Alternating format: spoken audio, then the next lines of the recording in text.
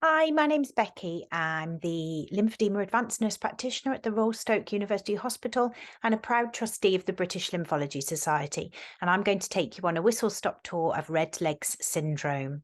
So the aim of the session is to provide a step-by-step approach to support clinical decision-making and the ability to recognise and manage effectively red legs, some key principles for practice, information to aid prompt and effective treatment, and a platform to raise awareness of red legs.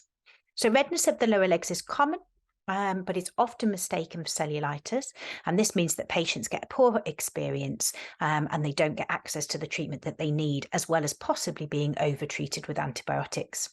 So red legs is accepted as redness throughout both legs, usually below the knee only, with associated warmth and tenderness, but no raised temperature, and generally feeling the same as usual. This is as a result of chronic inflammation due to chronic skin conditions or chronic venous insufficiency and will not respond to antibiotic therapy. Cellulitis, a bacterial infection of the skin and subcutaneous tissues which causes fever, a high temperature, and to feel unwell, is acute, painful redness, often of one leg, but it could be anywhere on the body. There can be warmth and tenderness with or without skin blistering, and blood tests may confirm that infection is present. There may be a port of entry into the skin, for example, athlete's foot or an insect bite, and there is a very strong link with lymphedema. Hence, the British Lymphology Society has developed guidelines on the management of cellulitis in lymphedema, which is different to treating cellulitis in non-swollen limbs and can be viewed at www.thebls.com. Treatment for cellulitis will be antibiotics, and for some, this will need to be intravenous. But what is red leg syndrome? Well, it's bilateral lower limb redness with pain and discomfort, heat, and skin changes. But generally, the patient is apyrexial and does not have systemic malaise. The symptoms include misery, pain, skin sensitivity, risk of skin breakdown, intense sensations of heat and burning, and if edema is present, a sensation of bursting and increased risk of leakage of lymph through the skin or lymphorrhea. Risk factors include increased age and frailty, chronic venous insufficiency, reduced or poor mobility, lymphedema or chronic edema, obesity, and chronic skin conditions. The British Lymphology Society, endorsed by the Legs Matter campaign, has developed the Red Legs Pathway, an easy-to-follow flow diagram which covers unilateral and bilateral causes of red legs. It assists with differential diagnosis, provides practical management strategies, and covers failure to respond and atypical cases. Common causes include lipodermatosclerosis, which can be very painful, especially at the onset when the skin and tissues are shrinking and drawing in. The legs appear inflamed, red, hot, and tender, and usually one leg is worse. And in chronic cases, there may be dull redness with normal skin temperature and little or no pain. There can be swelling. Champagne bottle legs is another term for lipodermatosclerosis because there's narrowing or sclerosis at the lower aspect of the calf, and there can be hemosiderin staining or brown staining on the skin. Varicose eczema or gravitational dermatitis is another common cause of red legs, caused by increased pressure in the leg veins when the small valves fail and venous reflux is seen, which can cause fluid to leak into the surrounding tissues.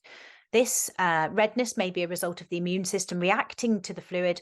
The skin can be itchy, red, swollen, dry, and scaly. There may not be warmth, but there can be associated staining, telangiectasia, spider veins, lipodermatosclerosis, and atrophy blanche. Contact dermatitis can cause redness of the limbs from being in contact with a particular substance. It can lead to blistering, appears similar to other types of eczema, so itchy, red, dry, and scratching results in broken skin, and then infection can occur, hence the importance of using skincare products, bland, fragrance-free emollients to reduce the risk of allergies. And patch testing via dermatology may be necessary for some patients.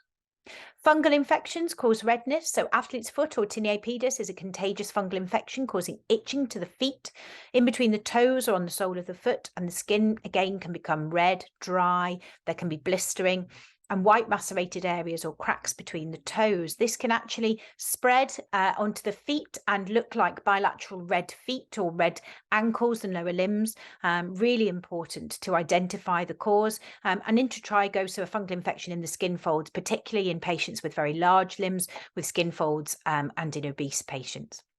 Heat-induced redness of the lower limbs as well should also be identified from sources of heat such as sunburn, radiators, open fires, hot water bottles, and beware of lines from clothing or shoes which can identify the cause of the redness. Assessing darkly pigmented skin can be more difficult to identify redness, and therefore listening to patients when they say that their skin appears different. It may appear more purplish or darker in some darker skin tones, but patients will always know their skin better than us. It's really important to use photography wherever possible as well to show change over time. So what's the management of red legs? Well, drug therapy includes antihistamines to break the itch scratch cycle, pain relief, and reviewing any edema-inducing medications such as calcium channel blockers, amlodipine or nifedipine. Washing and drying the affected area daily, moisturizing, use of potent topical steroids and stepping that down to reduced doses where necessary, and treating those underlying skin conditions, particularly fungal infections. Compression can give pain and symptom relief. It's the main part of the treatment of red legs, but if patients are hosiery naive, they may feel that they don't want something or a layer on hot burning skin. So the use of silk stockings, so dermasilk or skinnies, or compression hosiery liners can be useful, or wraps which have non-compressive liners under, and then aim to titrate that hosiery to appropriate therapeutic levels. Bandaging may be necessary in patients with wounds or leakage of lymph or lymphorrhea. Exercise, we need to be proactive in getting people moving, so encouraging leg and foot and ankle exercises when sitting if necessary, or walking more where possible. Positioning, so important, going to bed at night, use of elevation and footstools, riser recliners, but promoting of comfort. It's not always comfortable for patients with knee osteoarthritis, for example, to elevate for long periods. Healthy eating, so reducing weight if necessary, involving colleagues of the multidisciplinary team, and always considering that onward referral, maybe dermatology or vascular consultants if we feel that patients have had non-healing leg wounds. The BLS Red Legs pathway is designed to address the importance of differential diagnosis in red leg syndrome, promote early intervention to avoid complications, for example, wound development, skin breakdown, provide guidance and clarification of management in the presence of leakage of lymph through the skin, and overall to improve patient experience. You have the power. If you identify patients whose legs are both red, remember again that it might be harder to see in darker skin. If antibiotics have been tried without success, or you feel that you're not getting the patient the help that they need, take charge, refer on, and never prescribe antibiotics or ask for antibiotics to be prescribed just in case. I hope this has been useful today, and if you do have any questions, then please email in to the BLS or to the Lindsay Leg Club. Thank you.